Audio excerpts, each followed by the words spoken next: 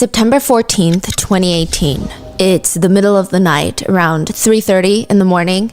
The police get a phone call from a young man. He's 27 years old, and he says that he'd like to report an incident of domestic violence, assault. This is the Gangnam police, and this is happening in Gangnam, South Korea. This is like the Beverly Hills, the Upper East Side of Seoul. He tells the officers that he just tried to break up with his girlfriend, and she beat him up, assaulted him. The Gangnam police show up to investigate, and when they get there, the man is further explaining, I just tried to break up with my girlfriend because her personality, if you know her, she's very passionate. That's the nicest way to put it.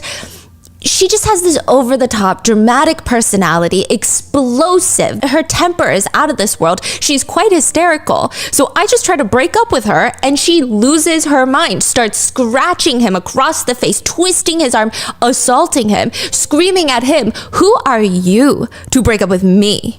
The police look at the man, and he does have pretty deep scratches on his face. They're quite bloody, actually. There's one right above his eye that's bleeding into his eye. There's one on his forehead. The police ask, "Girlfriend's name?" Kuhara. Kuhara, the famous K-pop idol from one of the biggest girl groups of their time. This is a very delicate case, and they know this. The police start investigating, and there's just something that's not really adding up. If this man's story is true, why is there CCTV footage of Kuhara, the K-pop idol, on her knees begging him to not do this to her? And why did he, the boyfriend, email Dispatch, a Korean tabloid similar to TMZ, twice during this so-called one-sided assault? And what does all of this have to do with the burning sun? A few months after this domestic violence incident, Kuhara will help reporters blow the lid off of the burning sun case. And less than a year later, after that, she will be found dead in her apartment. This is part 2 of the burning sun case. I would like to thank today's sponsors who have made it possible for Rotten Mango to support the Megan Meyer Foundation. Since its inception, they have grown into a global cyberbullying and self-exit prevention foundation. They provide education, intervention, resources, support, and inspire communities to eradicate bullying once and for all. This episode's partnerships have also made it possible to support Rotten Mango's growing team, and we would like to thank our listeners for your continued support as we work on our mission to be worthy advocates. As always, full show notes are available at rottenmangopodcast.com. A couple of disclaimers before we get into today's case. Today's case involves some heavy subjects including bullying, self-exit, essay, and abuse through blackmail of releasing explicit photos and images without one's consent. If that is something that you might think is too heavy for you today, please go take care of yourself, and if you need to, click out. We will see you in the next one. First and foremost, I do want to cite the BBC's new documentary that came out early 2024, so a few months ago, and everybody requested that we do a follow-up on our previous Burning Sun episode. The BBC documentary is free to watch on BBC's YouTube channel. They also have a 6-part podcast about Burning Sun that is also free to listen to on their website. We had multiple researchers on the RM team work on this case. We tried really hard to make sure everything we say has been verified through the appropriate sources, or we indicate when something is a speculation or theory. But if anything is ever lost in translation, miscommunicated, or if you have any additional context or information, please let us know down in the comments. Also, this is part 2 of Burning Sun. This is following our initial episode that came out a few months ago, but in a few days, we will be uploading the 3rd and final part. There's a lot of updates. Otherwise this video would have been 4 hours long. So with that being said, let's jump into a brief recap of Burning Sun. Even if you have no idea what we're talking about or watched part 1's episode a while ago, hopefully this recap is going to give you the lowdown on the case. In Seoul, South Korea, there were, at the time in 2018, 3 places where you can go if you want to see a celebrity or a K-pop idol in person. First would be a fan meet. There's always fan meets. Your second option is a little different but similar, is go to a concert. You're not going to see them up close and personal, but you still see them in real life.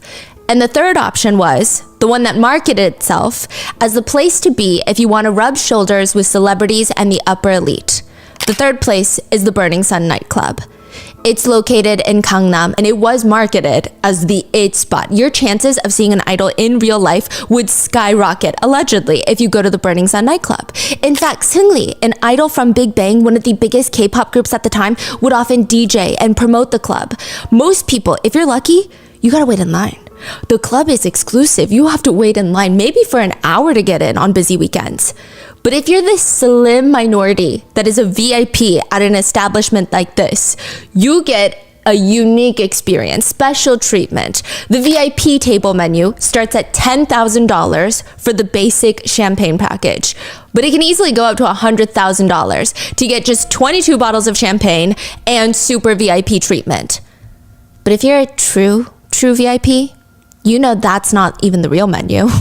There's a secret menu at Burning Sun, and on it is just one thing. It's not even alcohol, but the most expensive thing, the most coveted top secret menu item is a tall glass of water. You had to be well known, and there's likely a threshold for the amount of money that you had to spend before you're able to purchase a glass of water, and you get a whole dedicated team or staff with group chats and drug runners to get you this glass of water. At Burning Sun nightclub, a tall glass of water is code for a young, beautiful, and most importantly, drunk, so they don't fight back, female club goer. The employees at Burning Sun would coordinate getting VIPs tall glasses of water into their VIP rooms. They would do whatever it takes to get them their secret menu choices, even if that means drugging these women. Their drug of choice at Burning Sun was typically GHB. Basically, they would roofie these female club goers that have no idea that the employees at Burning Sun are even doing this to them, which meant it's not even about covering your drinks from other partiers. The bartender is slipping it in. Which meant the drugged woman would be likely completely passed out to allow the VVIPs to do whatever they wanted to them, which typically included essaying them and illegally filming videos of them.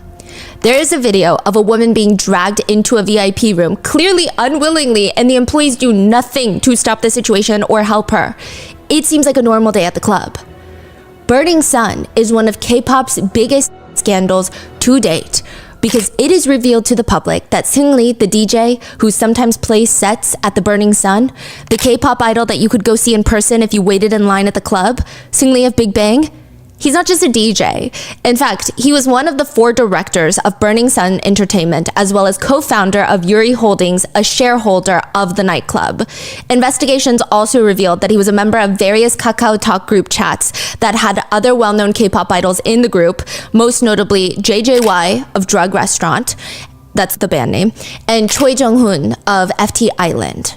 The group chat messages exposed mentions of possible police collusion, tax evasion, illegal sharing of sexual images and videos, and the drugging and R-wording of women. These videos were shared into these group chats. Additionally, it has been stated that Seungri, as a way to get investors into Burning Sun to invest in his businesses, he would procure women to sleep with the VIP investors. The central figure in the Burning Sun case is Seungri from Big Bang. The chat logs can be split into 2 different types of activities.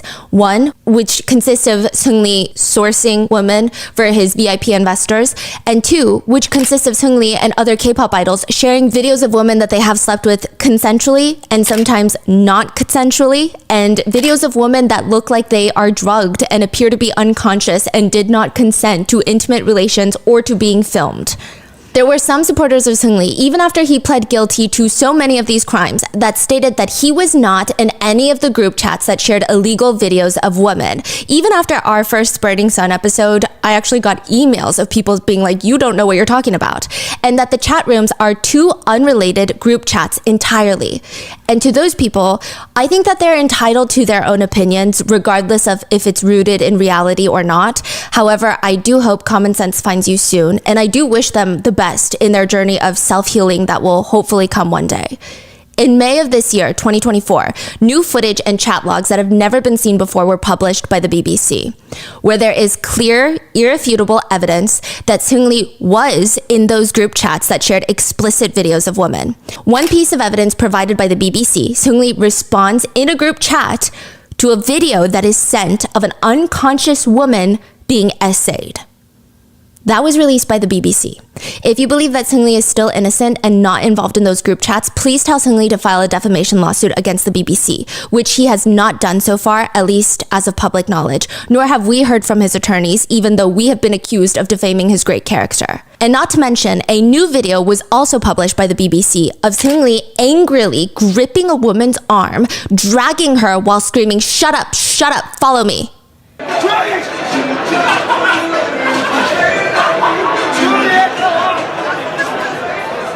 She clearly tries to sit back down. She does not want to go with him. She seems intoxicated and is doing her best to resist. We have no further context to the video, but I don't think anything is needed. There are so many better hills to die on than that of a man who treats any woman or anyone for that matter like that. Regardless of any excuse, context, explanation that one can muster up, it's gross, and he's not going to pick you regardless of how many Medium articles you self-publish for him or how many Twitter essays you write. But one of the most important things that the new BBC documentary has highlighted is the quote, whistleblowers of the Burning Sun case. To give you some context, the news of what was going on in Burning Sun would start unraveling to the public November of 2018. Not even a full year after the club opened. CCTV footage would come out involving an incident with a man named Kim Sang-gyo, who claimed that he was a club goer that was physically assaulted by the Burning Sun staff because he tried to prevent a woman from being drugged. Kim was arrested at Burning Sun on charges of sexual assault. However, he made his own allegations stating that he was trying to prevent a different woman from being assaulted by somebody else, and that the charges against him are indicative of collusion between Burning Sun and the police. Now, interestingly enough, victims, women who have nothing to do with this Kim person, have gone to the police to report all of what was going on in Burning Sun before this incident even happened. But it wasn't until Kim's situation that the investigation was kickstarted into the Burning Sun nightclub. So as a result, mainstream media news outlets begin mass reporting Kim as the whistleblower of the Burning Sun case.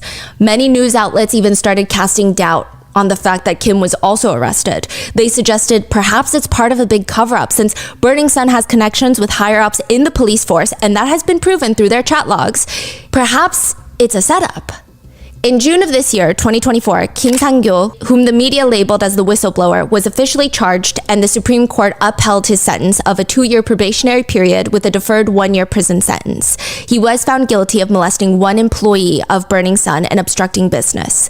A few netizens have used this prosecution as proof that Kim Sang-gyo was, quote, the real predator behind Burning Sun, and that Seung-lee specifically was scapegoated, framed, and his involvement was exaggerated to further push some sort of weird narrative, and some go as far to claim that Seung-lee is actually innocent. So much so that the hashtags apologize to Seung-lee and hashtag justice for Seung-lee started trending. Oh my gosh. However, the majority of netizens with some common sense believe, no, Kim Sang-gyo can be a whistleblower and a criminal at the same time. Similar to how a K-pop idol like Seung-lee can leave a lasting imprint on the K-pop industry and be a criminal at the same time. Those things are not mutually exclusive.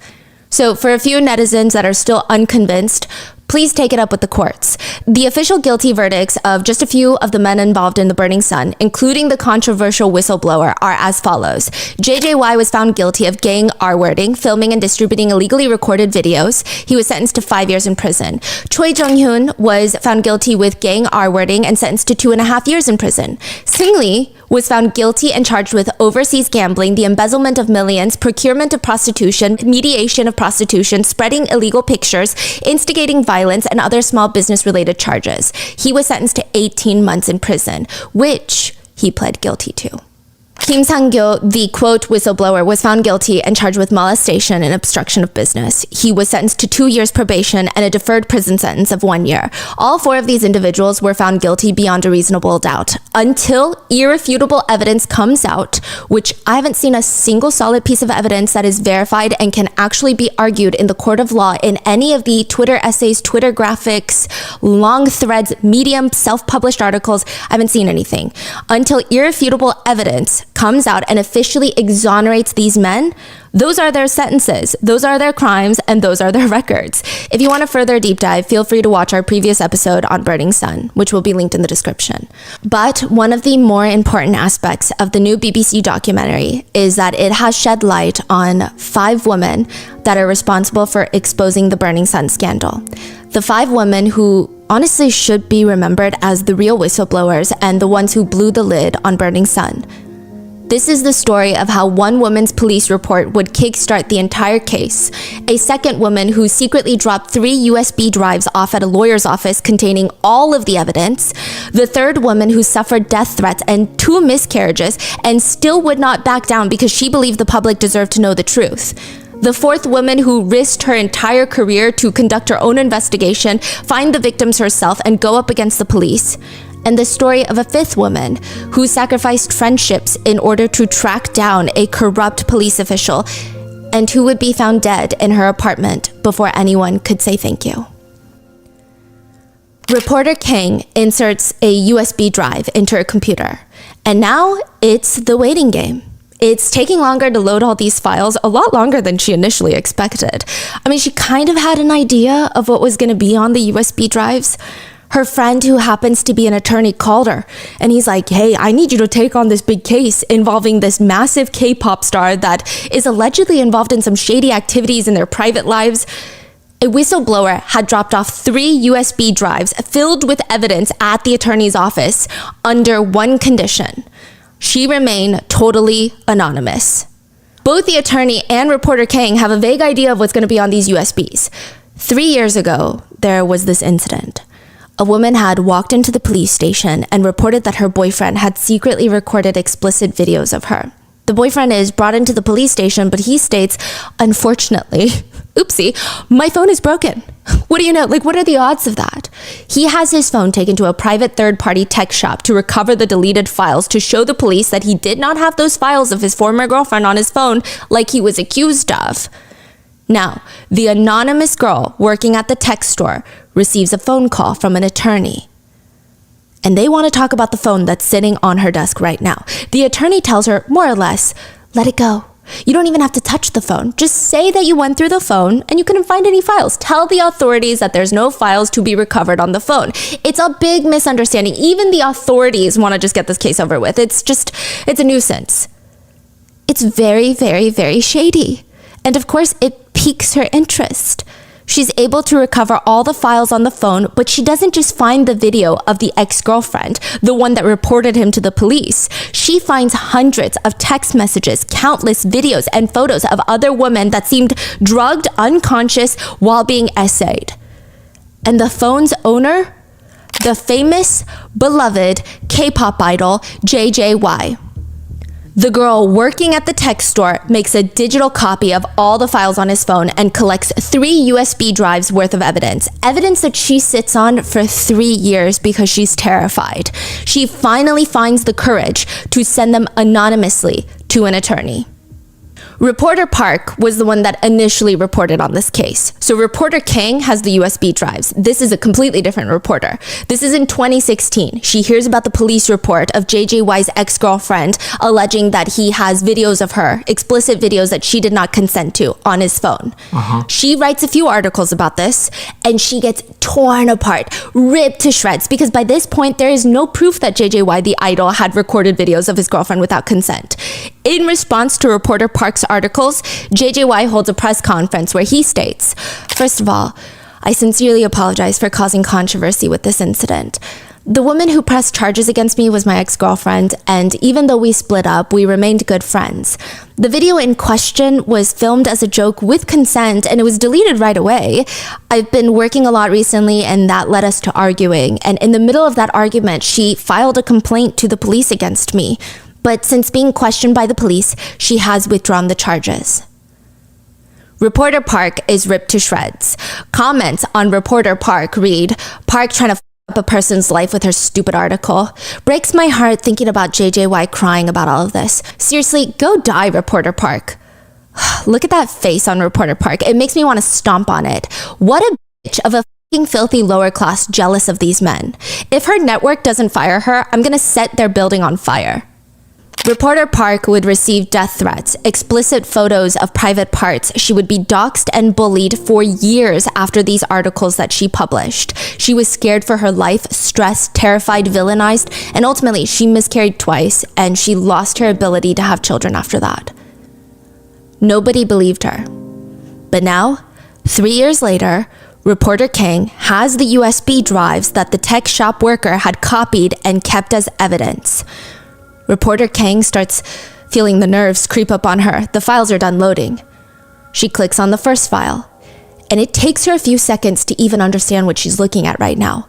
It is not the ex-girlfriend that initially made the report against JJY. It is a video of a completely different woman, naked, in a bed, and she looks like she's on drugs, or she's practically asleep. She looks completely unaware of what's going on and what's happening to her, and the fact that she is being sexually assaulted right now. By JJY. Yes.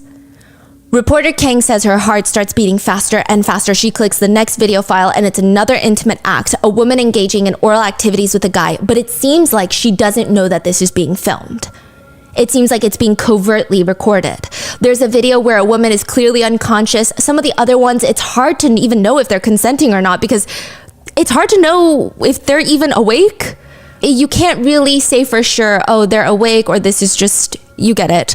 A lot of the videos look like whoever is filming wanted it to be filmed without that party's consent though. So already illegal. File after file, there's more K-pop idols with wholesome beloved images that are using women for and sharing videos of them in these KakaoTalk group chats. And it's not just JJY. The four main names that stick out to her are Seungri from Big Bang, JJY, whose phone copy this is, Choi from FT Island, and someone the members keep referring to as the police prosecutor general. Police prosecutor general, someone high up in the police. Reporter Kang realizes that she just uncovered hundreds upon hundreds of text messages, including photos and videos of women being secretly filmed during intimate relations and even videos of SA being circulated between famous celebrities, wealthy business investors, and a powerful police official. Reporter Kang is shaking at what she's reading. One message thread is of Seungri procuring women for his investors. He texts into the chat, "This Christmas, instead of us having fun, let's make others happy and feel satisfaction vicariously through that.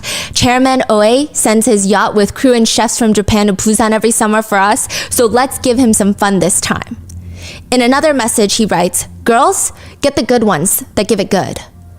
A man named Kim responds, "I'm calling them right now, but I don't know if they'll give well. I wonder if they're only giving well, considering it's you guys?"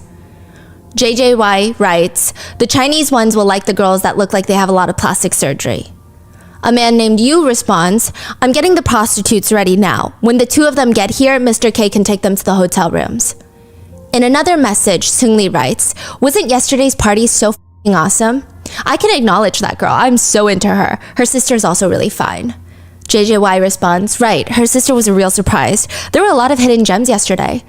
The guys complained that there were too many guys at the party, to which Seungri writes, "We can just get rid of them. Let's have them together.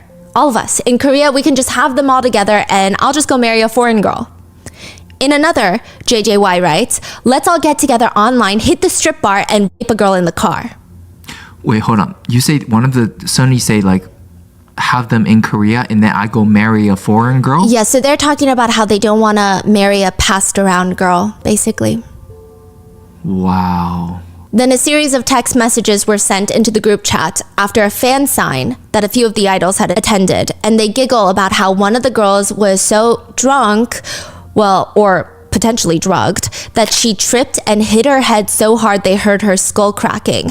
They were so terrified that she was going to die. Laughing emoji, crying emoji. They stated it was the funniest thing in their entire life. They sent those messages after gang R-wording a fan from their fan meet.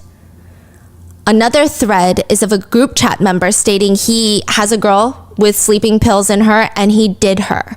In other messages, they joke about how they don't like when they send videos of girls that are passed out and being essayed because it looks like they're not even alive. One of them argues, "So what if she's out of it?" To which JJY jokes, "That means you raped her, LOL." Reporter Kang clicks on another message thread. January 2016, the ski trip. A video is sent to the group chat while the guys were on this ski trip, and the video is 24 seconds long. It does not appear that the women in these videos know that they are being filmed. In fact, it doesn't even appear the woman knows what's going on. The video is of a man on the sofa pulling a woman's undergarments aside and touching her down there, but she looks slumped over and unconscious. Another photo is of a man's hand touching a woman's breast. Another video is filmed from the second floor of the ski chalet, peering down onto the first floor, where the women again are clearly not aware that these videos are being taken. Another video is of a man walking through the hallway, opening the door to a bedroom to see a man having intimate relations with a woman. It is impossible to tell if she consents to the intimate relations, but clearly she doesn't know that she's being filmed. Seungri responds in the group chat, because he is in the group chat. He responds, "Who is it?" The friend Kim responds, "Hee hee, Redacted's friend, Redacted. The one who talks a lot?" 1 minute later, he sends 3 more pictures. According to the BBC, all 3 pictures depict the R wording of unconscious woman. These messages are from 2016. 2016 is when Seungri and his group that he was a part of, Big Bang, were ranked one of the most powerful celebrities in all of South Korea. They were the first Korean artist to be included in the Forbes Celebrity 100 list. They were technically on top of the world. Wait, 2016, that's before Burning Sun opened. Yeah. So they've been doing this type of things like without the nightclub. Exactly. And nightclub only almost provided a space for them to do it even bigger. The nightclub employees that were interviewed for Burning Sun said the VIP rooms almost seemed intentionally constructed to be in the very back of the club where no one can hear anything. And it was under a hotel. In 2016, Seungri is on top of the world. That's all people are talking about. That and Big Bang's new song, Fantastic Baby, the first K-pop music video to pass 300 million views on YouTube. The only other thing in the K-pop world that received that much attention in 2016 is probably the fried rice picture. A picture of fried rice goes viral in 2016. 2016 is a very strange year in the K-pop world. A K-pop idol by the name of Sully, or Sully, goes viral for her Instagram picture of her fried rice. This is the picture. You know those like hibachi grills, like silver top grills? Well, there's a pile of fried rice on there, and the rice has been rearranged to look like it spells I love you, I heart you. But the I is shaped like a private part, and there's 2 eggs at the bottom that look like balls, right? Sully posts that onto her Instagram and quickly deletes it. But it's too late. She's a K-pop idol. It's already been re-uploaded by netizens, and comments read, "No way she actually did that. What a crazy bitch. She must be getting some really good D right now." I honestly think once her attention drops, she's gonna release her own intimate video online. Wow, her boyfriend's D must be like a drug. I'm actually worried for her parents. A sane person wouldn't even post this on their private Insta. Are her parents not embarrassed for having raised their daughter like this? This was the confirmation for netizens. That little fried rice picture was confirmation that Sully, the K-pop idol, is a sex addict. Another comment reads, "She's a sex addict. She needs therapy. It's like she was born to be an adult star." Have you heard of the group FX? Yeah. They were one of the most iconic groups in K-pop, and Sully was a member of FX. Sully has this very ethereal quality to her. She looks like a fairy. That's what she was known for. People really, really love Sully. She's very angelic looking, talented, and it's really hard not to root for her. When she first debuted, it was released that when she was younger, she would go to this church retreat where these 2 girls would repeatedly bully her. They would hold her head underwater and not let her come up, nearly drowning her. Since then, Sully suffered from severe aquaphobia, and she wasn't even able to wash her face properly for the longest time. But she's like, that's not going to be my life. I am determined to challenge myself and overcome it. So one of her biggest bucket list items was going scuba diving. Wow. Which she is eventually able to check off. She has this very it factor about her. A famous director would even say she's confident, shines under bright lights, and has the face of a princess. Of course she was going to be famous. 2013, 3 years before the fried rice scandal, Sully's image comes crashing down. She is caught by the paparazzi spending time with this rapper named Choiza, or I guess the English pronunciation would be Choiza. There is just a lot to unpack here. Choiza is around 33 years old at the time. Sully is 19. They have a 14-year age gap. On top of that, Choiza's rap name is allegedly after his, quote, large penis. So, at first, both parties do not confirm the dating rumors, but a netizen posts on a forum about how they found Choiza's lost wallet and it had pictures of Sully in it. Which, like, what are the odds? People start going crazy at this point. Again, their agencies are still denying the dating. SM Entertainment, the agency that Sully is signed with, says Choiza is only a senior in the industry who's like an older brother to Sully. They are not dating. Since they're close, though, they do meet often. Eventually, the relationship gets confirmed and all hell breaks loose. It's just unleashed on mainly just Sully. I mean, I think we can all have our differing opinions on what age gaps we're comfortable with, but their relationship is not illegal. She was of age when they started dating, and I personally feel like I can't comment considering she seems to have a lot of love for him even after they break up. But I would hope that they were just good for each other, right? But there is a problem with how netizens react to the news of their relationship. After it's confirmed, news starts coming out about how Choi is this romantic guy. He writes love songs for his girlfriend. That's the image that he's receiving in the media.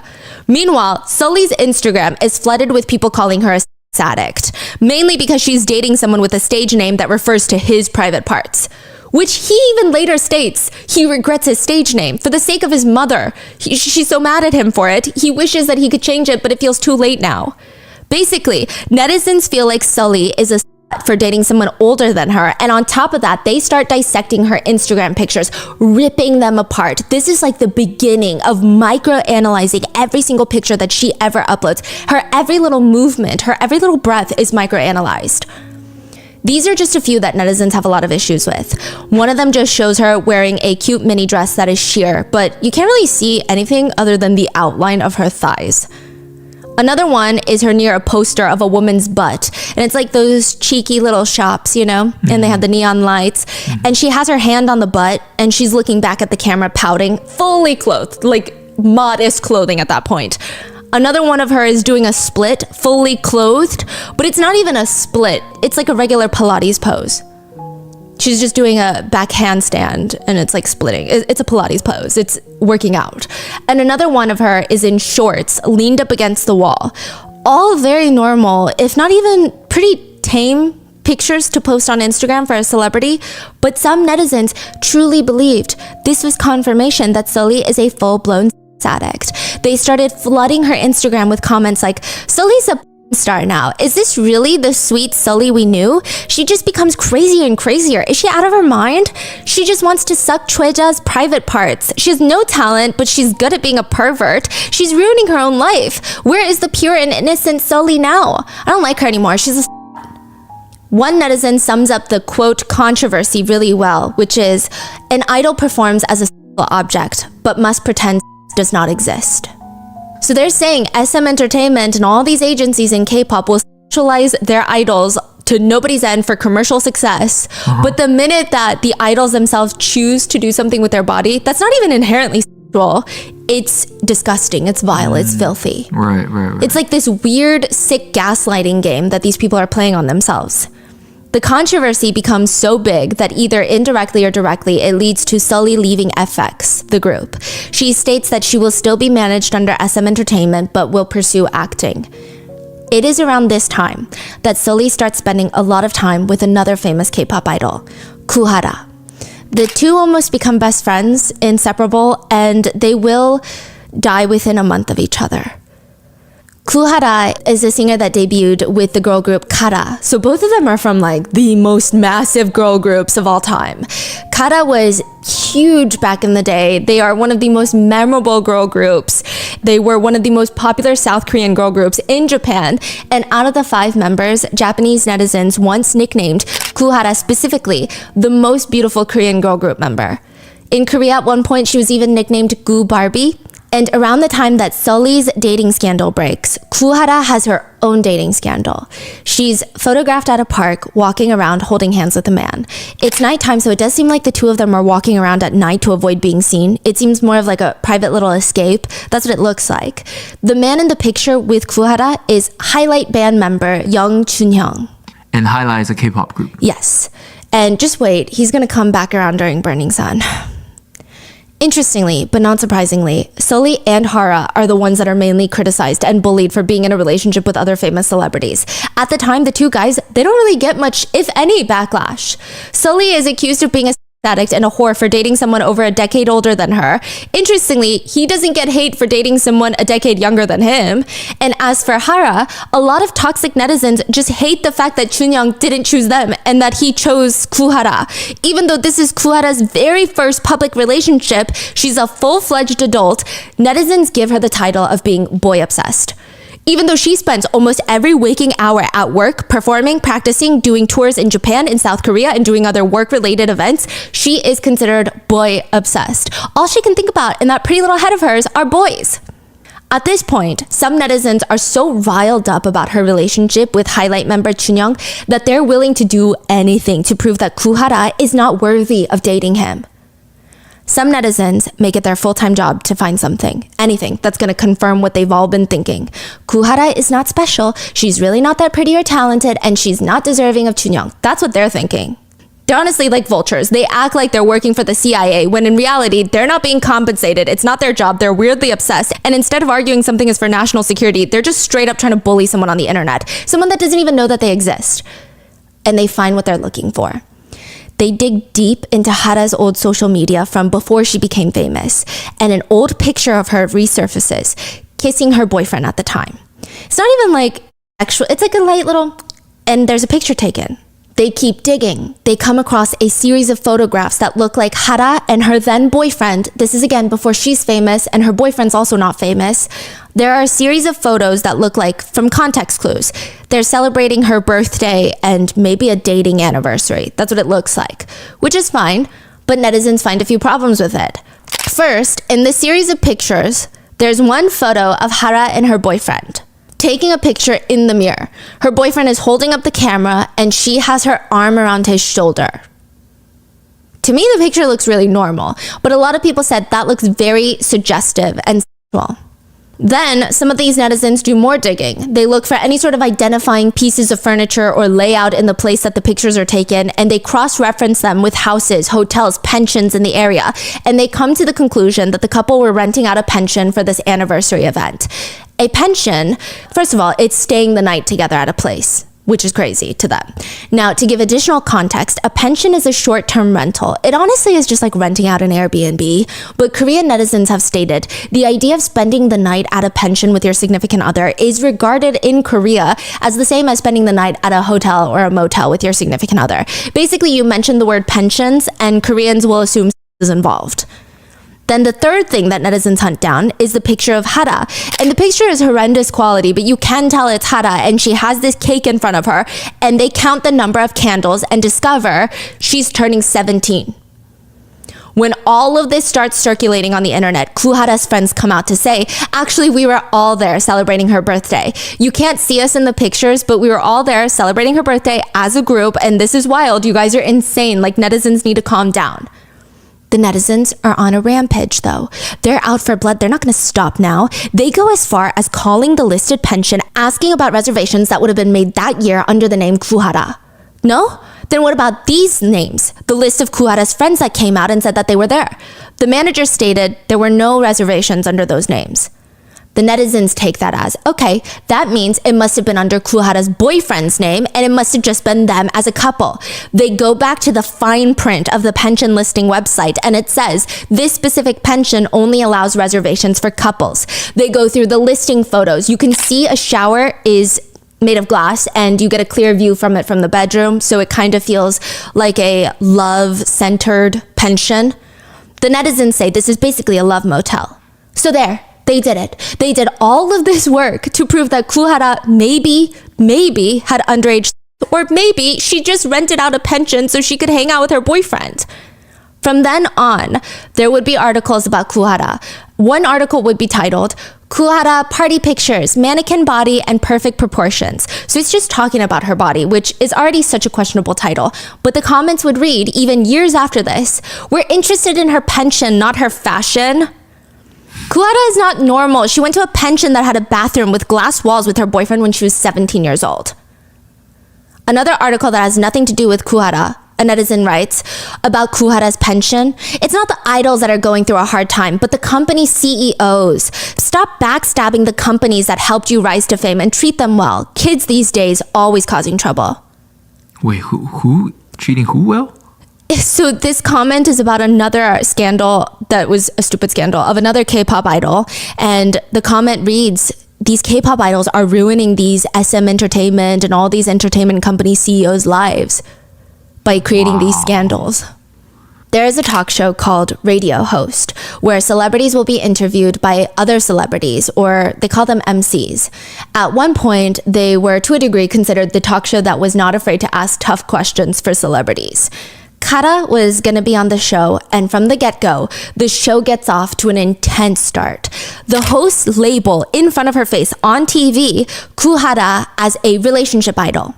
I guess implying that she's not known for her talent or her skill or for her music, but she's mainly known for her series of alleged relationships and relationship scandals. Side note, this is after Kuhara and her fellow idol boyfriend highlight member break up. Kuhara was actually spotted out with another idol around that time, and they were just grabbing lunch. I saw the paparazzi pictures. They look pretty platonic. They look like friends grabbing lunch, which even if they're not, even if they are dating, doesn't matter. But every single thing that Hara did, every interaction with any man is scrutinized. So of course, when these pictures come out, the comments read, "It hasn't even been that long since she broke up with Chunyoung, her ex. If they really are dating, Kuhara moves on so fast. This guy can do so much better."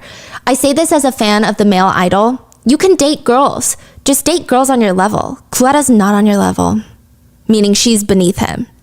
Another reads, "Don't care, but he can do so much better. She was in and out of a pension with a man since junior high and then dated Chunyoung not too long after her debut, and here she is with another man. She's one of those typical girls who just can't live without a guy."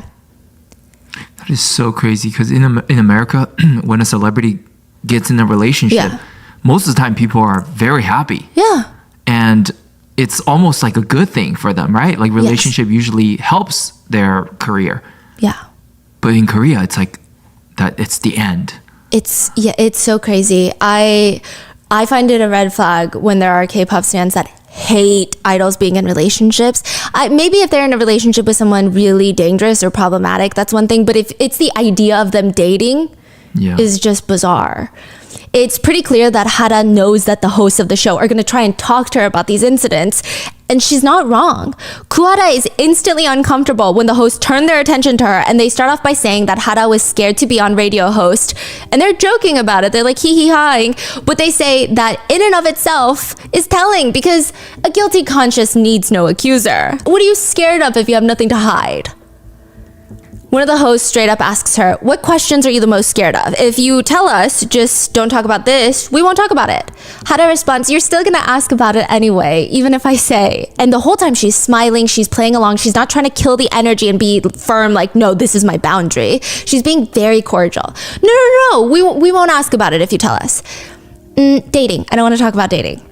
The male host responds, "Oh, that would take too long anyway. Which part or person do you not want us to talk about?" I don't have anything to talk about. Why do you guys keep doing that to me? It's because if we take out the dating conversations when we talk to girl groups, then there's not really anything we can talk about. Wow. One of the hosts, who has since regretted his statements, turns to her and says, "Oh, she's like the dating idol." I'm the what? The dating idol. I'm not. Hara has a water bottle in her hand and she slides it across the table. I almost missed it because she doesn't chuck it, she doesn't throw it, she doesn't even slide it with much force. It's very like, stop. It's like if you were to throw a tissue at someone or to kind of gently tap someone's arm, like, stop it. It's more of the action that signals something rather than she's trying to hurt somebody. Remember this bottle. She pushes the bottle to the host that calls her the dating idol and she's trying to laugh it off. But the host all seem shocked that she threw the bottle. This is crazy. Like, oh, like obviously she's like saying no. Like, how much more do you want someone to say no to? And then she gets called out for being not nice or oh, that's nothing. She's gonna have to formally apologize. In a joking way, the host said, "Oh, you're giving this to us for him to drink it, right?" Headlines will read, "Kuhara gifts host with a drink," and they're all laughing. So you don't want us to talk about your dating? Yes, because even if we open the door and I talk about it, there's going to be weird articles written about it. Listen, some advice. Typically, once articles keep coming out, people stop caring so much. But interestingly enough, I looked into it and your relationship life doesn't seem as passionate as one might imagine. As I've said before, our Japanese promotions were very long, and that's all I'm going to say about that. The hosts joke that throughout the show, they're going to keep asking her. They literally say in front of her, "It's okay. During the rest of the show, we'll keep nudging her to talk about it gently, like here and there." And she just laughs and says, "No, please, no." one of the hosts pulls out his cards, like half of his cards that he's reading questions off of, because you know those talk shows, they have the little key cards. And he says, well, if we don't ask about Hara's dating life, I guess half these cards are gone. Up until this point, it's a little awkward. You can tell Hara does not want to talk about these certain things, but the way that the both sides are playing it off, maybe you could pass it off as like one hee-hee joke. The 4 male hosts and Kuhara. And it is, up until this point again, it's not uncomfortable to watch because she's trying so hard to nicely, very professionally, and without killing this lighthearted atmosphere, she's trying to set a boundary. But the tone starts to shift when the girls reveal that one of the male hosts came to see them in the dressing room before the show, to which the guy MCs poke fun at the fact that the senior went to go say hi to the juniors. In Korean culture, typically the younger person or the junior in the industry has to go to the seniors and like insa, like say hello, thank you for having me. Wait, they brought this up in the middle of the show? The girls brought it up and said, oh yeah, earlier when he came to visit us in the dressing room, and then the male MCs are like, wait, the senior went to say hi to you juniors? Wow. And the girls are freaking out and they're all waving their hand. No. We were getting ready because immediately this is going to look really bad on news. And they know what they're doing. Yeah. Like they are purposefully like setting them up right now. Yes. And I know for maybe not a Korean audience, it sounds like, why would that be a setup? But in Korea, these types of honorifics, it's basically going up to your boss and being like that's literally what they're saying. No, worse than that. It's like a person without manner, just rude, disgusting, disrespectful. Yeah. Thinks they're the shit, thinks that they rule the world. Like it's giving a very bad connotation. And the girls, of course, they start freaking out. They're waving their hand. No. We were getting ready to come say hi. We were getting ready first, but we had to get ready first. Then another one of the Kuhara members reveals that one of the hosts came to say hi and Hara told him, please go easy on us. Like our personal lives, let's just keep it personal. But instantly, that's the first thing you guys bring up. Like the girls are bringing this up, very lighthearted. Like again, we told you not to talk about it and that's the first thing you brought up. Why are you guys doing this? But again, it's presented in such a graceful, classy manner. But the hosts don't like this, is what I get. It's purely a guess, obviously, but this is kind of where the tone of the episode starts shifting. One of the male hosts turns to the co-host and says, I heard you know a lot about their personal lives. The male host looks very tense and he says, if I open my mouth, I can end Kuhara. Instantly, Kuhara stands up and again, she's smiling. She's still using her aegyo voice, which in Korea is like soft, cute voice. It's like she's joking angry. Like, stop it. What do you mean end me? Like, oh, but you can't be 100% confident either. She starts laughing and fanning her face and the hosts start cracking up and the guys just reassure her that he's joking. But Hara sits back down and turns around in her seat. She's facing away from the cameras and slowly the room goes silent. Wait, are you actually crying right now? Hara turns around smiling and wipes a tear from her eyes and goes, sorry, I was just really angry. One of the other Kuhara members goes to grab a tissue and another one is smiling and tells the host, oh, you guys took it a little too far. And if anything, the male hosts look very uncomfortable, almost shocked at the outcome of this, as if the girls did not give them repeated signs and clear boundaries that they did not want to talk about this. The hosts try to lighten the mood by saying the show has a history of making people cry. But either way, it's bad.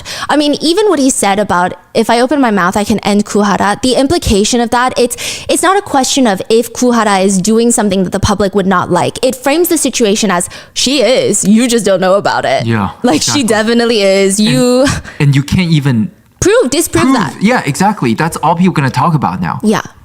Now, a few things to note. The whole time, Hara remains completely civil, professional, sweet. She's using aegyo the entire time, even when she's trying to indicate that she does not want to talk about this. She's playing along. She does not kill the mood. She does not make anyone feel uncomfortable. Even when she's crying, she's laughing it off and saying, sorry, I was just too angry. She's not being somber in the corner, like crying, like, why are you guys doing this to me? It's not like that. She honestly held herself with so much grace considering the situation. At this point, a few things to remember. Again, in the K-pop world, dating is not the same as Hollywood. It is a scandal. Even talking about allegations of dating is intense. Hara is already being bullied. She likely felt immense anxiety at even the mention of the word dating, because every time that word gets brought up, she can probably see all the hate comments, the cyberbullying, the lost ambassadorships, just her whole career that she's worked her whole life for, going down the drain. For what? For allegations of dating? She's trying to tell the host nicely not to talk about it, but instead they make jokes. They hint at the fact that they know things that would end her career, insinuating she's doing bad things. I mean, watching this clip, I just don't see how anyone would not feel for Hara's frustration or side with her. Side note, the host will later state that the episodes are scripted. So the male host said, the one that said he could open his mouth and end Kuhara, he said that all of it was scripted. He has since apologized, and he actually did leave the show because he just felt very uncomfortable, apparently. Some say he left because military enlistment, I don't know. But the comments at the time read, the male host obviously looked very taken aback. I mean, look at his facial expression. It got tense. Did she seriously throw a water bottle in front of so many of these huge seniors? So she was sitting next to JYP, which is also a huge name in the industry. He said like 0 during this entire conversation. They keep bringing JYP up. How is she doing this in front of JYP? What's the point of even coming onto the show if you're gonna act like this? It's not like she doesn't know what the show is about. Which, side note, like I said, the water bottle throwing, you can't even really call it that. Like, you really can't. Also, you think Hara has a choice in the show she goes on? Her agency very likely told her, you're going on this show. Another comment reads, this is the first time I changed the channel while watching Radio Star. I never really cared for Kara or hated on them in particular, but their attitude is just ridiculous. I could feel the male host in shock. So many industry seniors, and they dare act with such disrespect. They need to be taught immediately. They're so disrespectful. Another reads, kids these days, Kuhara, I heard you bought $1 million building. If you make that much money without having any talent whatsoever, you can handle shit like this without crying.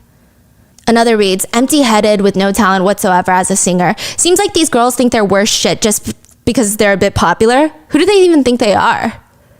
I really am not the type to leave comments like this, but I'm just too angry. Exactly what do these girls think they are to go around acting like this at a place with so many seniors sitting around screaming and crying about their own mistakes, accusing a host of not being proud of his own past? And why is Kuhara's face so unnatural? Her eyes are all swollen, and it's obvious that she's done some work to her lips. If Hara doesn't want controversy for dating, then please act with some dignity. She cried and ruined the entire atmosphere over something that wasn't even a big deal. Obviously, she's hiding something for her to be crying like that. The male MCs, they look so awkward. And who does her fellow member think she is, butting in like that, defending her? God, they're such a mess. Another comment just reads, you better answer the questions. Do you think you're a princess or something? You need to provide for the pay you're being given. So disrespectful. Cry all you want, cry for 100 days, your controversies aren't going away. There was a netizen poll done around the time where people were asked if they believed the MCs if they crossed the line or if Kuhara crossed the line. 91% of netizens that answered the poll thought Hara crossed the line. Hara had to formally apologize for crying on the talk show and formally apologize for not being professional after being harassed. Yeah, she had to apologize for making the male host feel uncomfortable. Side note, if you compare Hara's comments from her segment on Radio Host to interviews that her ex-boyfriend from Highlight did after their breakup, they should be the same, right? He should also be considered just as controversial as her, just as girl-obsessed, because it takes 2 people to date. The comments on the segment read, it's been so long since he and Hara broke up. Leave him alone. See, this is why celebrities don't want to be public with their dating life. It gets used against them over and over again on shows like this. I always thought he could do better anyway. Let's move on from these comments. This is the best Radio Star could come up with, asking about Kuhara. Kuhara isn't even relevant these days. Oh wait, so he went on Radio Host as well. But these are the comments. Yes. People are defending him. Yeah. They comment, Chunyoung has achieved so much in his career, and yet they ask him these low-grade questions about his dating life and Kuhara?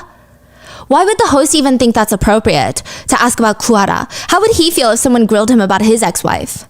5 years after Kuhara's appearance on Radio Host, in 2018, a new Google trending search result gains traction. You know how if a lot of people Google something, it becomes a trending search? The trending search in South Korea becomes Kuhara video. The second trending search is Kuhara X video, Kuhara relationship. There were threads on forums dedicated to the trending search, and they read, "Where can I watch the actual video? I want to see it. Does somebody know where I can find it?" The sick part of all of this is Kuhara never wanted this video to be seen. The quote X video in question is actually revenge explicit material. Videos taken of her doing intimate acts without her consent that she is being blackmailed by. Kuhara filed a police report and news broke, and a lot of netizens, not only do they not feel sympathy for her, but they want to watch it. The whole situation with the search trends starts with the assault case between Kuhara and her ex-boyfriend. He's a hairstylist that we are going to be calling CJ. This all starts unraveling September 2018. This is from the beginning of the episode. And I'm going to tell you how it's reported, because during the unraveling of the situation, there were a lot of people switching sides. The tides just keep turning. Obviously, hindsight is 2020, but at the time, I think it's important to note the types of comments that Kuhara is getting throughout this whole situation. Initially, reports start coming out that Kuhara assaulted her boyfriend for breaking up with her. I will say, after this one singular report, Hara receives a lot of hate because, the only report there is as of this point is that she hit her boyfriend. But even then, some netizen comments are just questionable. They write pension, cigarettes, living together, violence. The answer's all there. She's crazy. She just dates nonstop, as if she cares anymore about what the news says about her. She's rich enough to own a building. Another reads, "I heard she does drugs, so her boyfriend wants to break up with her and she goes to the extreme to get him to stay." But that same day, a second report is released, a very short one. This time it states that Kuhara has reported to the police that this was a two-sided assault case. She told authorities that it was CJ that hit and kicked her first. The Gangnam police seem to agree with the fact that they both harmed each other, because the Gangnam police would later report, "It appears both parties assaulted one another." And this causes even more confusion amongst the netizens. There are a few groups of people now. People that support Hara, people that support neither and think that physical violence is never okay regardless of who started it and who ended it. And people who are questioning both parties' stories, saying, "I personally don't understand the man. Even if she hit him, he basically tattled to the police. Was he not able to resolve it between the two of them? I feel like he's using her status as a celebrity against her." Some people start questioning if Hara's boyfriend even hit her. Why? Were they there? Why would they question if Hara was ever hit? That's such a weird thing. Did they receive special anonymous sources? No. They said, let's be real. The boyfriend let her hit him. If he really wanted to beat her back, she'd be hospitalized right now. She doesn't realize how grateful she should be, but instead she's accusing him of assaulting her too. If he really beat her, she'd be hospitalized and his life would be over. That's gender discrimination for ya. Soon, a third report comes out. This report states that Hara is currently in the hospital. She's currently being treated for injuries sustained from the incident with her boyfriend. She's being treated. Almost immediately after that report is released, Hara's boyfriend CJ, the hairdresser, sits down with the news network to share his side of the story. He says, "I didn't know that me calling the police for both of our safety would become such a big issue. Some of the news reports are reporting things about me that are just completely false without consent, so I decided to do this interview. I didn't break into Kuhara's house. The passcode for the house is the day we met, and we were using the space together," implying that they moved in together, which is a huge implication in Korean society, before getting married. "I'm just shocked by the malicious comments. Currently, I'm unable to receive help from anyone. I don't know what to do. I'm also in pain physically and emotionally. If it's a crime to be the one to request a breakup, then it's my fault. However, it's not a two-sided assault case. We used to be lovers, but now we're separating with scars like this, and it just pains me.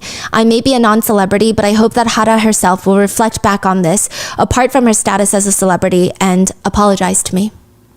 For a day or two, the reports go silent. Then, Kuhara's boyfriend does another interview. This time, he releases pictures of his bloodied face to news outlets. He has 2 scratches on his forehead and one above his eye. They're pretty deep, and they look pretty bloody. The article states he also has a 1.5-inch wound under his eyes, bruises and abrasions on his forearms, and a few injuries on his back. The injuries in the picture, I will say, do look intense, and of course netizens turn on Hara. Along with the pictures, Hara's ex-boyfriend gives another statement. He says, and again, this is his second statement, and we have almost no statements from Hara other than her stating that this was a two-sided assault case. The ex-boyfriend tells the media outlets, "I've never thrown a fist at anyone in my life. Moreover, I have never struck a woman like that. If Kuhara got bruised, it was only through physical contact to calm her down when she hit and scratched me, and it was not caused by my fist or other violence. This is not true, I swear." He also complained that his wounds were so deep that it made social life quite difficult. Whatever that means.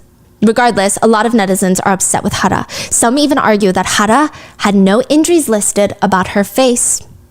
She showed up to the police station and she had no injuries on her face, but look at his face, he has injuries. They stated that if two people are violently assaulting each other in a domestic violence situation, they will go for each other's faces because it's heightened emotions, which means because she has no scars on her face, he didn't assault her. Which is crazy. People are just exposing themselves as potential domestic abusers because what are you saying?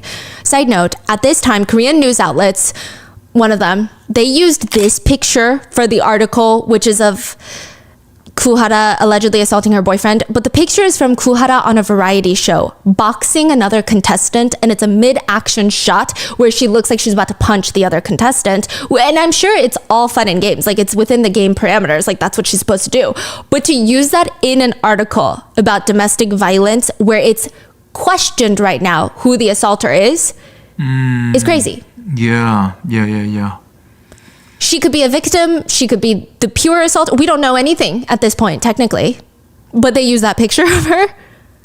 Other netizens speculated that the injuries on CJ are so bad, so strong, that no girl can do that. No skinny K-pop idol can do that. So that leads netizens to believe and openly speculate Kuhara must be on drugs. Drugs give you superhuman strength. That's the only way you can inflict those injuries on a full-grown man. Kuhara then releases her side of the story with Dispatch. She does not come alone either. She brings her roommate. Let's call her Bella. They call her Mrs. B in the media files. Bella is Hara's roommate, and she was there when the assault took place. Kuhara brings her phone with messages between her and CJ, her ex. She brings her full medical records, a full account of what happened that night. The two girls tell Dispatch this is what happened. And it all starts because of a work lunch appointment. A few days before the incident, Hara had to go to lunch with her manager and a guy who also works in the industry. So literally it'd be like going to lunch with your male coworker. And it's not even just a guy that works in the industry. She's supposed to do a photo shoot with him. She's not even that close with him, and they had this upcoming photo shoot, so this lunch, they're going over all the details with the manager. But Hara knows the minute she even mentions that another guy is going to be there, that it's not just her and her manager, it's going to be a whole thing. CJ is going to blow it up into some big deal, and they're going to fight over it, and she just omits that detail. She tells Dispatch, he's usually very good to me, he's caring, but whenever any guys come up, we fight. If I get a call from a close colleague or an oppa, he becomes very scary. He says things that shouldn't be said. I didn't want to fight because of that, so that's why I didn't tell him if there were going to be guys at that meeting. It was the same day. I just didn't want to cause any trouble that day. Bella butts in. He was suspicious of even all of her work relationships. He always checked on her by asking, who is he? What are you doing? And if she went drinking, he would say really harsh things, disturbing things that are difficult to hear. Hara would lie because she didn't want to fight, and the vicious cycle would just repeat itself. Actually, Hara once tried to break up with him, and she wrote a letter saying, let's just end it here. And he burned it in the restroom. In summary, the guy loses his mind if she's around another man, and he seems terrifying when he's mad, which is why Kuhara tells him she's just going to lunch with her manager. He finds out. He finds out that there's another guy there, and instead of self-reflecting on why his girlfriend might feel the need to lie to him, he blows up. Hara tries to visit him 2 days after the lunch to try and explain to him why she hid it from him, explain the situation, but he doesn't want to hear it. He kicks her out. He does not talk to her for the rest of the day until 12:30 in the morning. CJ gets drunk, shows up at Kuhara's house. He gets in through the front door because he knows her house key code. Most Korean residences have a keypad instead of a key. He punches in the code, lets himself in, and starts looking for Kuhara. Hara is sleeping in her roommate's room that night. They both just fell asleep, talking to each other, hanging out. He finds her, and he's standing over the two girls, and he starts using his foot to kick Hara. He's pissed. He's kicking her nonstop. Are you sleeping? You're able to really sleep right now, huh? The roommate, Bella, wakes up, but it's so uncomfortable, so she just pretends to still be asleep, and she says that he sounded very, very drunk. Eventually, Hara gets up and tries to talk to him, but he's getting very emotional. The two of them leave the roommate's room to figure it out in private, and Bella can hear them. And at first, it sounds like muffling, like they're arguing, but trying to keep it down. Slowly, it turns into full-blown fighting, and not just screaming, but Bella can hear things being thrown, can hear people being slapped, she can hear furniture being broken. Outside, CJ is grabbing Hara by the hair, throwing her around. Hara is fighting back, trying to get him off of her. He has scratches on his face. He throws Hara up against the wall and throws a pretty big air purifier at her, which air purifiers are the size of small carry-on suitcases, like the one it's pictured. They're not small little humidifiers. He starts pushing her, swearing at her, and Hara fights back. She screams, "Who are you to push me? Who are you to curse at me?" Which I think in English, it sounds very much like, "Who are you? I'm better than you. Who are you? You're nothing," right? But in Korean, it's a little bit different. There's some missing context. It's typically used more in the sense of, "No, I'm not going to put up with this treatment." Like, it's almost like self-talk. Yeah. It's like, "Who are you? Like, I'm not going to take this from someone. I'm not going to do this. I'm going to stand up." Rather than, "I'm better than you, who are you?" Like, it's not like that, but he does kind of try to spin it like that later. Bella rushes out of the room, and Bella sees in Hara's room the whiteboard on the wall knocked off. The door is broken. The air purifier is partially broken. Hara's face is swollen. Her jaw looks messed up. Her arms and legs are swollen and scratched. And CJ tells Hara, "I'm going to f you over. I'm going to make sure your career is over." Eventually, things calm down, enough so that CJ starts gathering up all of his stuff. He starts making his way down to his car. And to back that up, there is CCTV footage of both of them in the elevator at around 1:20 in the morning. They're both standing in the elevator, somewhat analyzing their wounds in the elevator mirrors. CJ is carrying luggage, and again, presumably his luggage after breaking up with Hara, and he's smoking a cigarette in the elevator. Which, side note, a lot of K-netizens pick up on this detail. So first of all, you're not allowed to smoke in elevators. And second of all, in Korean culture, it's just considered a man who smokes in front of a woman, especially a romantic partner, unless that woman smokes, it's a very stereotypical guy image you get. Like, it's a very specific man who does that. And he's just like smoking in the elevator in front of her. It's kind of like, I guess, a trashy look. So that gets used as evidence later, but I'm just bringing it up because there's a lot of discourse. Anyway, CCTV footage shows them heading into the parking lot where CJ gets into his car, turns it on, and he just sits in his car idling for a little bit. He's sitting there at 1:26 a.m. sending an email. Keep this detail in mind. This email is very important. No way. Then he drives off and texts Hara once he's gone. He just texts her, no words, 2 video files. The first one is a 30-second clip of them being intimate, then another 8-second clip. It is a threat without words. Yeah, it's a threat without words, but he tries to spin it. Just wait. Kuhara does not respond because she's busy calling the guy that she had lunch with, the male coworker. There's a lot to unpack here, but it appears that him sending this message to her, sending her the videos after their fight, it's definitely a, "Hey, look, I'm gonna spread these. Look what I have over you." Why does Kuhara immediately call the guy that she and her manager had lunch with? Because previously, CJ told her that he wants both of them, Hara and the guy coworker, to get on their knees and beg him for forgiveness for that lunch. Kuhara is trying to give this unhinged blackmailer what he wants because he's threatening her. But because she's calling this guy, she's not responding to his text messages. And every time CJ calls her, her phone has a busy tone and he texts her a few minutes later. "You're like a real estate agent, unreachable. I'm wondering why I have to wait. You said to come, I can come to you. Never mind, my trust was broken because I can't reach you. So you're just gonna leave? You told me to make the call to the guy. You sure are on your phone for a long time." Squiggle, squiggle, like he's trying to make it very passive aggressive. Wait, so at this point, Kuhara is trying to call the guy To come. to apologize to him? I'm sure she's trying to explain, and this would be like the world's biggest favor, and I'm sure as like a fellow industry professional, he probably would have. Yeah, because but that just shows how desperate she was. she even calls the head of her former agency, but it's like 2 a.m, no one's picking up. She said, "You told me to tell him the whole story so he would come and kneel. Let's meet and talk. He said he's coming. He said he's almost arriving." Talk? I don't want to talk. Why should I talk? Like I said, I'll have him kneel before you. What difference would that make? You said that's what you want.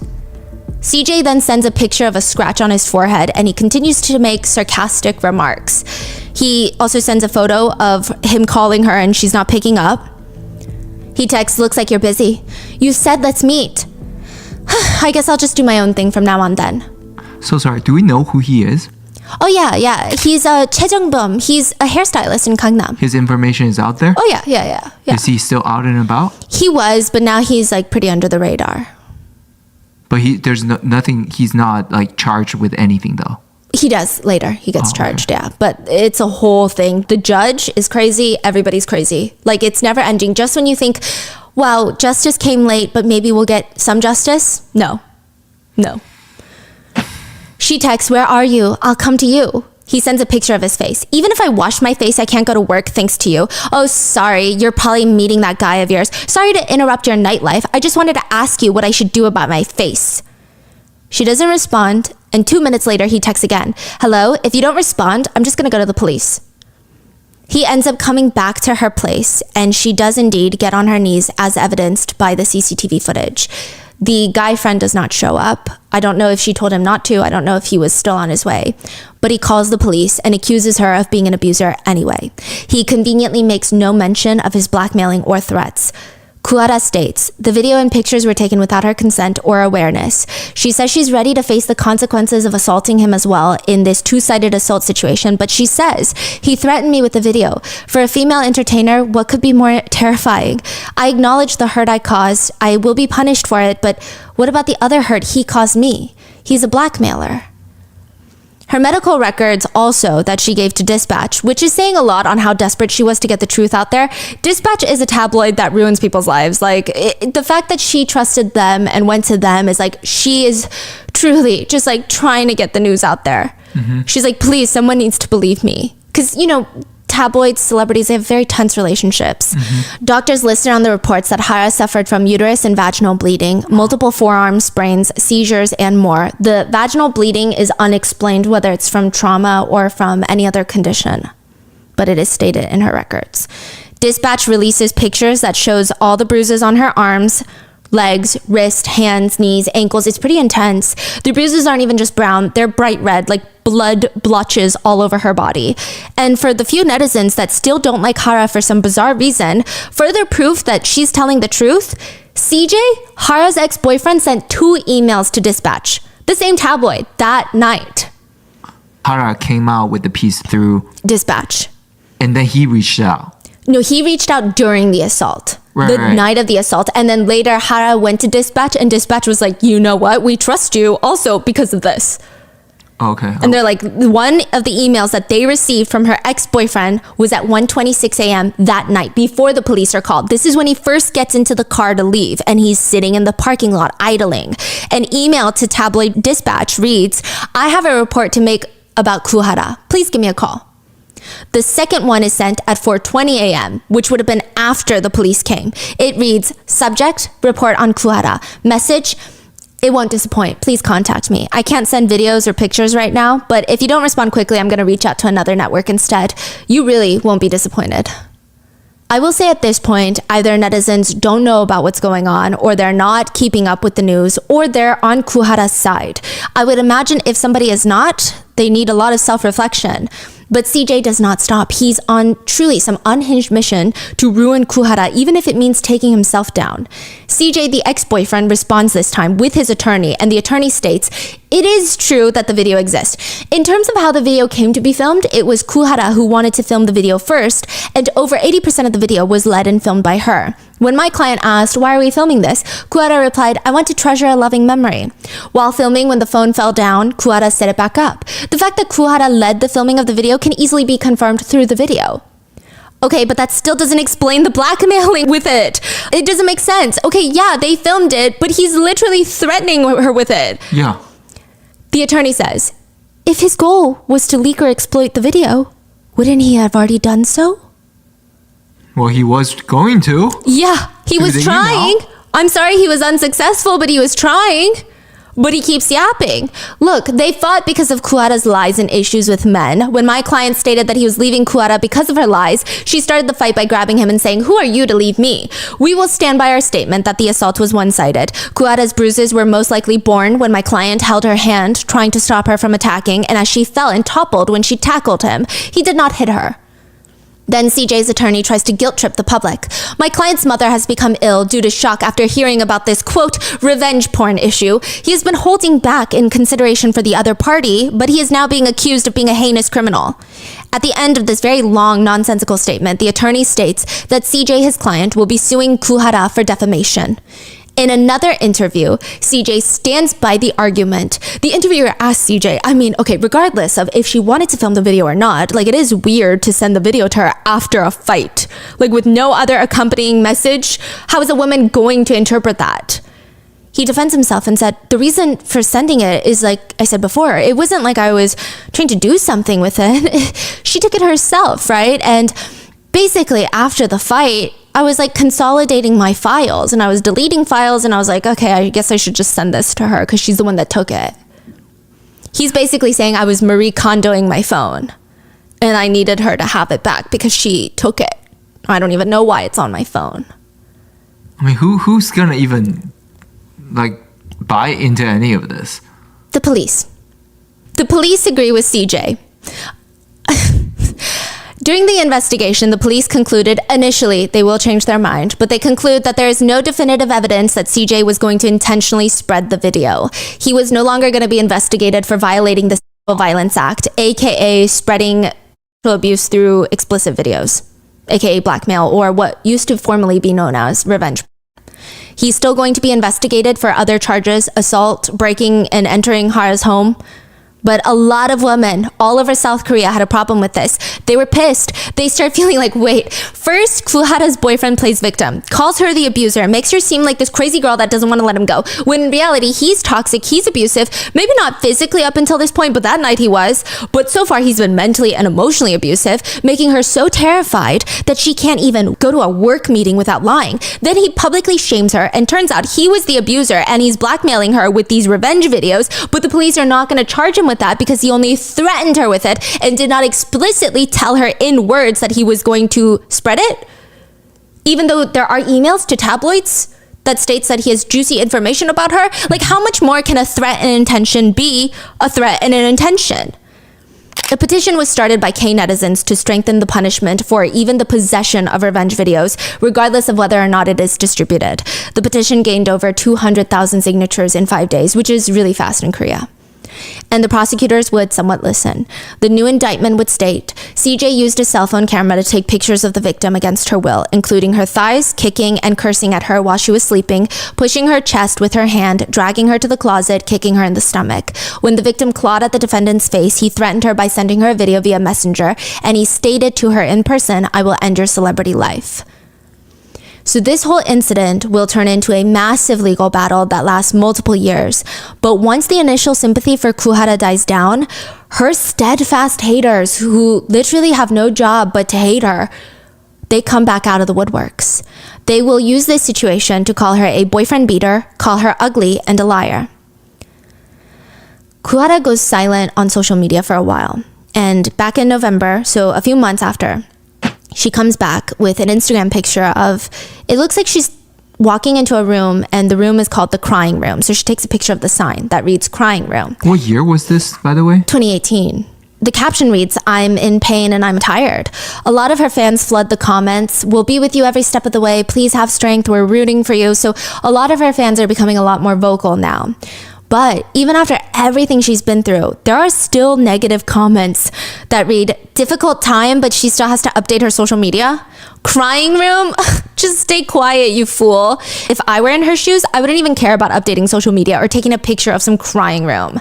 I feel like she has a different brain setup than us. If you're sane enough to log on to social media and post a picture and write a caption, it's really not hard or difficult for you right now. 8 months later, in 2019, middle of 2019, two things would happen. CJ will make a formal apology on Instagram while the legal case is still ongoing. He writes, I want to sincerely apologize for causing so many people to worry. I wasn't able to respond to messages from friends, acquaintances, and people who love me because my KakaoTalk account was gone. I apologize once again for making so many people worry for so long and for causing disappointment. I want to live in repentance for causing such deep disappointment to my peers who trusted and worked with me and the people who supported me and my family. With this kind of heart and with the help and support of others, I've been able to open up a salon after all this time. I'm lacking in a lot of ways, but as always, I will do my best as a stylist. Signed, Choi Jung-pom. Wait, so he came out to promote his new business? Yeah. He used his apology, that's not an apology, to soft launch his new hair salon. It was shut down, yeah. because What do you mean it was shut down? people were like, we're not going there. He had to close it down. But around the same time, May 2019, Kuhara posts on Instagram, I'm tired of pretending that I'm happy and everything is okay. I don't want to cause concern among other people. A few days later, she posts another Instagram picture with just a cryptic word. Goodbye. After seeing that, Hara's manager starts panicking, starts calling her, no response. They drive to Hara's house and find her unconscious and in critical condition. She attempted to self-exit. Thankfully, her manager rushes her to the hospital, and the comments under the articles about her attempted self-exit read, "Attention whore." She'll look back on this in a few years and cringe at herself. The true attention whores never actually die. They feel satisfied with the attention they get from it. No point in worrying about celebrities. They're all rich and live well. They only appear once in a while when they need attention. 2 days after the incident, Hara is basically forced to make a public apology. She says to the media and to the public, I'm sorry for causing concerns and causing a big deal.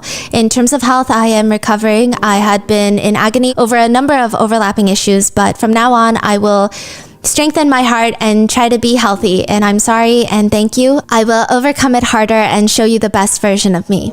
While all of this is happening to Kuhara in 2019, reporter Kang is still going through all the USB files. So now the timelines have merged. Kuhara attempts to self-exit. Reporter Kang is going through JJY's phones, and she's releasing a few little articles about Burning Sun, but like the full depth of Burning Sun is not uncovered yet. She's deep in trying to figure out who the police official is, because there's clear evidence in the chat rooms that they know someone in power that's pulling strings for them.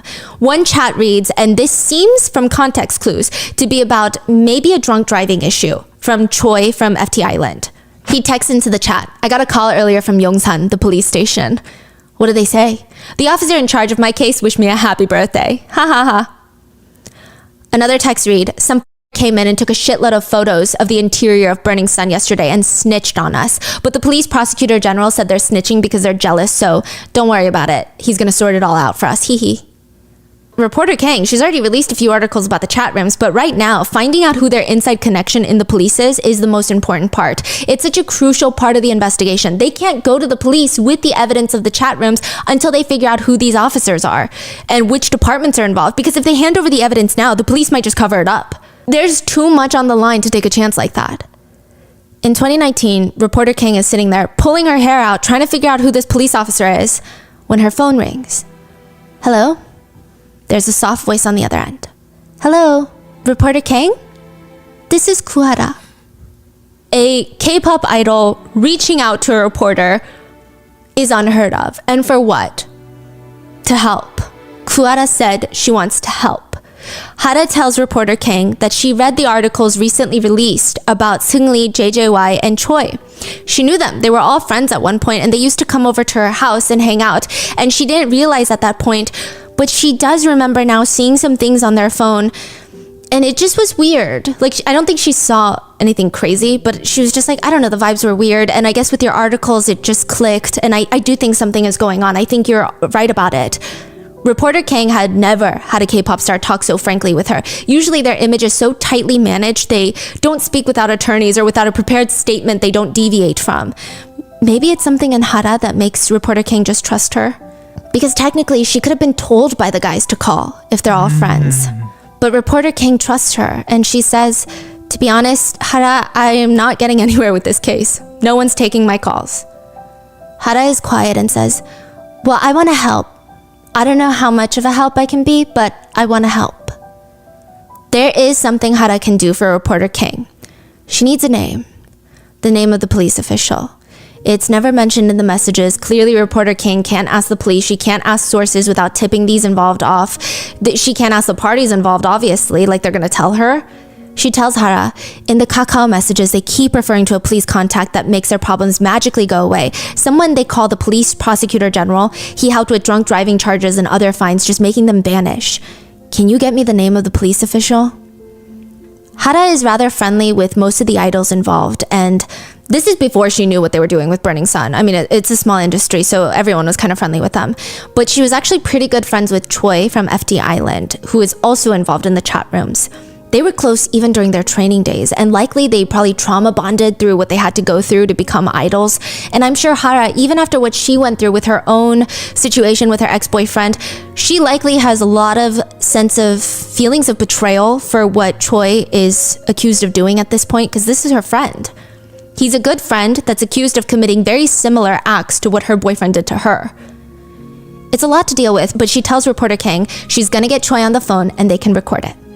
Hara manages to get Choi on the phone and tells him, she doesn't lie to him, she doesn't secretly record him, she convinces him to tell journalist Kang what he knows about the police official. She tells him, I can help you, tell the reporter everything you know.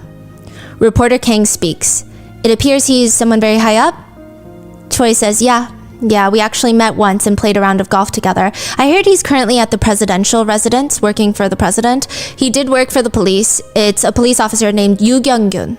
Side note, I don't want anyone to think Choi messed up, but here he is willing to talk to a reporter and maybe showing remorse. No, it's very clear Hara is the one that made him admit it. Reporter Kang was able to record the conversation, and this was the big break in the case.